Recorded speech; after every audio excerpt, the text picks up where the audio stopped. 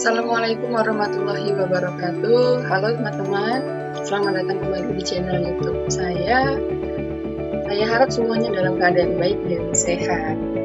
Nah, pada kesempatan kali ini saya akan mempresentasikan video jurnal review yang telah saya persiapkan sebelumnya.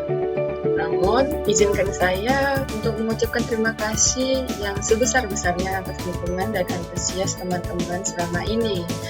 Dari komentar, like, share, hingga subscribe channel saya. Nah, dalam video jurnal review kali ini, saya telah memiliki topik yang saya rasa menarik dan relevan untuk dibahas, yaitu pada bidang arsitektur komputer, khususnya prosesor komputer.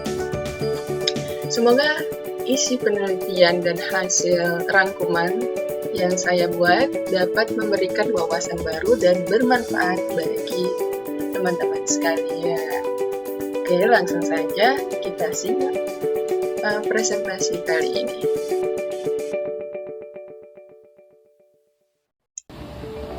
Baik, mari kita bahas jurnal review mengenai prosesor komputer.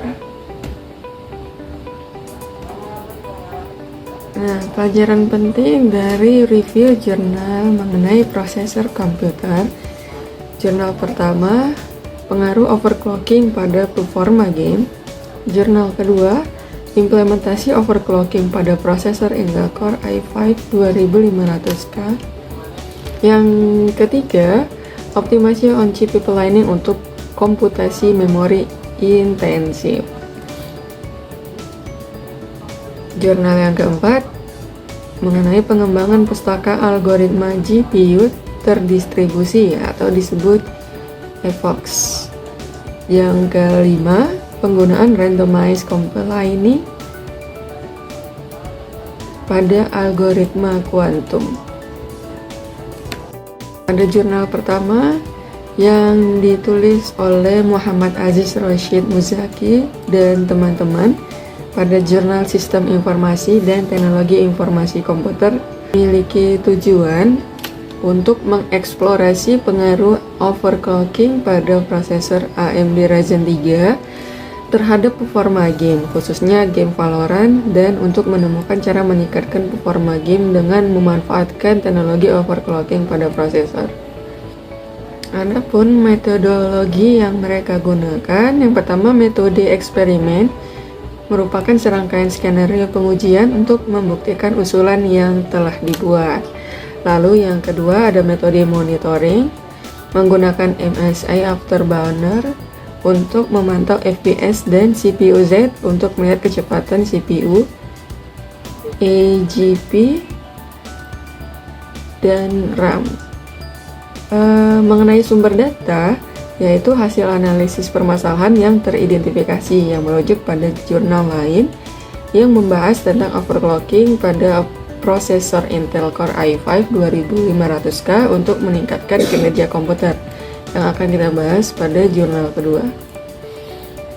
Nah, di jurnal kedua ini yang dilakukan oleh Rizky Dwi Utama dan teman-teman pada jurnal Sistem dan Teknologi Informasi Indonesia volume 5 nomor 1 di tahun 2020. Tujuannya membahas tentang cara meningkatkan kinerja komputer dengan melakukan overclocking pada prosesor Intel Core i5 2500K serta dampak dari overclocking pada suhu dan konsumsi daya pada prosesor.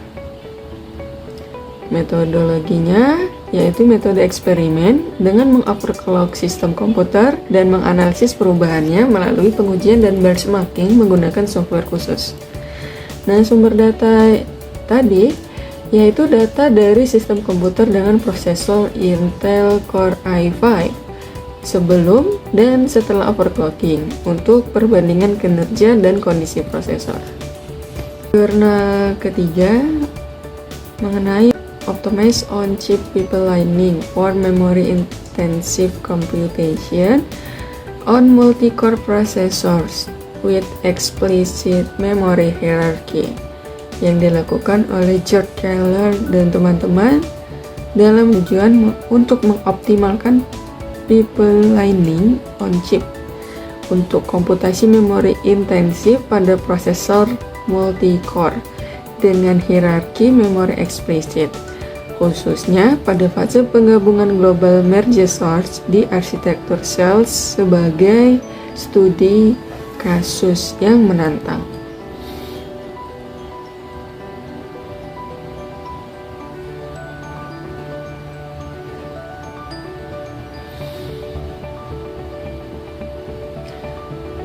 Metode yang digunakan ada metode eksperimen dengan mengoptimalkan on-chip pipelining pada prosesor multi-core dengan memori eksplisit untuk komputasi memori intensif.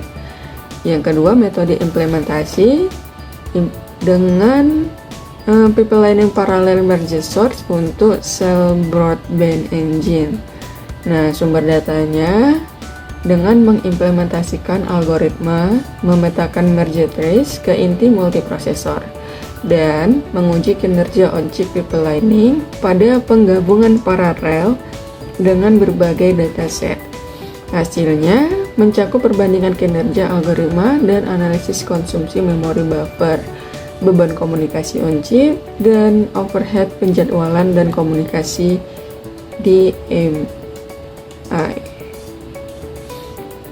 Jurnal yang keempat, eVox, a Distributed GPU Accelerated Library Towards Scalable Evolutionary Computation, yang dilakukan oleh Bei-Chen Huang dan teman-teman dalam jurnal IEEE Transaction on Evolutionary Computation pada tahun ini. Tujuannya untuk mengembangkan pustaka algoritma GPU yang terdistribusi bernama eVox untuk menangani skalabilitas algoritma perhitungan evolusioner atau EC dan menyediakan antarmuka pengguna yang mudah digunakan untuk penelitian dan aplikasi dunia nyata. Metodologinya ada metodologi eksperimen untuk mengevaluasi kinerja eVox, lalu ada merancang kerangka komputasi yang dapat diskalakan pada perangkat GPU yang terdistribusi untuk menjalankan algoritma EC. Nah, sumber datanya penggunaan eVox dalam berbagai benchmark optimasi numerik dan tugas neuroevolusi dengan populasi hingga jutaan. Data terkait optimasi numerik dan pembelajaran penguatan. Jurnal yang kelima mengenai randomized compiling for scalable quantum computing on a noisy superconducting quantum processor, yang dilakukan oleh Ekel Hasim dan kawan-kawan dalam jurnal The American Physical Society. Nah, jurnal ini memiliki tujuan untuk mengurangi kesalahan kohesif pada algoritma kuantum di prosesor superkonduktor dengan menggunakan randomized compiling dan memprediksi kinerja algoritma dengan tingkat kesalahan yang diukur eksperimen. Metodologinya menggunakan randomized compiling untuk mengurangi kesalahan kuantum pada prosesor superkonduktor, lalu ada cycle benchmarking untuk memprediksi performa algoritma berdasarkan tingkat kesalahan, lalu ada pengembangan metode rekonstruksi kesalahan untuk menganalisis kesalahan crosstalk pada prosesor multi-qubit. Nah, sumber datanya data eksperimen pada prosesor kuantum superkonduktor 4 qubit untuk menunjukkan keefektifan randomized compiling dalam mengurangi kesalahan kohesif pada algoritma kuantum. Nah, mereka juga menggunakan data dari benchmark siklus untuk memprediksi performa algoritma dengan akurat berdasarkan tingkat kesalahan yang diukur secara eksperimental.